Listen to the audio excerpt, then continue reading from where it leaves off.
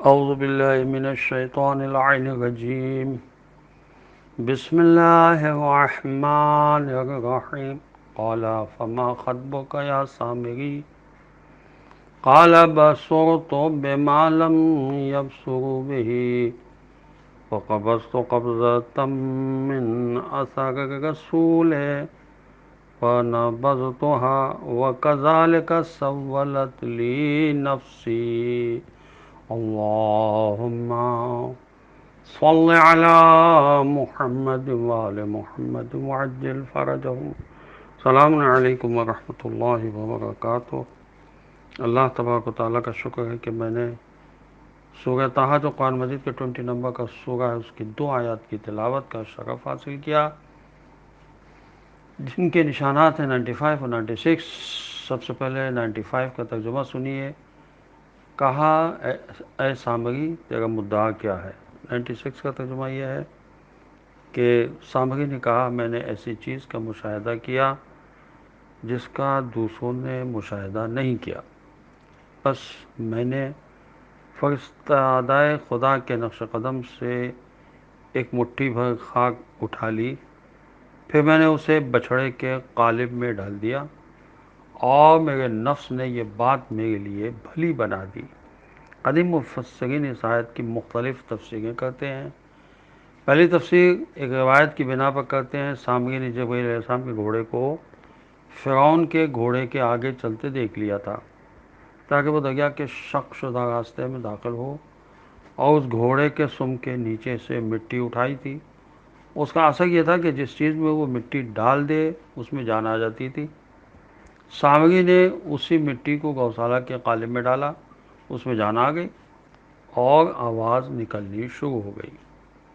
قرآنی تعبیر جسد لہو خوار اس روایت کو رد کرتی ہے، چونکہ جسد بے جان چیز کو کہتے ہیں اور یہ آواز اسی بے جان جسد میں تھی.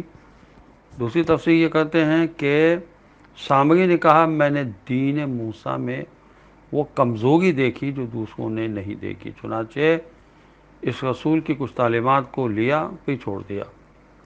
اس تفسیر کا سیاق و سباق آیت کے ساتھ دو کا بھی واسطہ نہیں بنتا، چونکہ قبضہ اخذہ کے معنی میں، اثرات دین کے معنی میں اور نبذہ ترک کے معنی میں قرآنی استعمالات سے نہایت بعید ہے.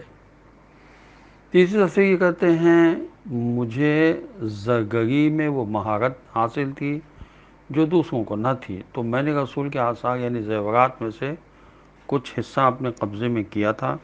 اس تفسیر میں زیورات کو رسول کے آثار میں سے قرار دینا بہت زیادہ بعید از قیاس ہے.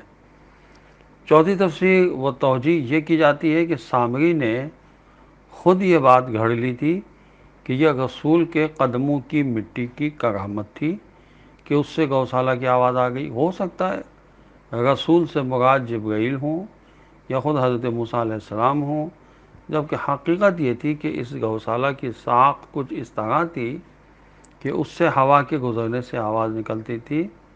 والعلم عند اللہ. لوگوں نے رسول کے نمائندے کے مقابلے میں ایک شعبدے باز کو مان لیا. یہ بدترین ظلم ہے. کمزور پر ظلم بدترین ظلم ہے. حضرت امیر المومنین علیہ السلام سے پوچھا گیا کہ کون سا ایسا گناہ ہے جو ظالم کو جلد سزا دلاتا ہے؟ فرمایا ایسے شخص پر ظلم جس کا خدا کے سوا کوئی مددگار نہیں ہوتا. نعمتوں کو کوتاہی کے ذریعے اپنے سے بھگا دینا اور نادار و فقیر پر سرکشی کر کے ستم ڈھانا یہ بھی ظلم ہے، اور شریفوں پر ظلم بدترین ظلم ہے. فرمانبردار پر ظلم کرنا بہت بڑا جرم گناہ ہے. بدترین ظلم فرمانبردار پر ظلم کرنا ہے.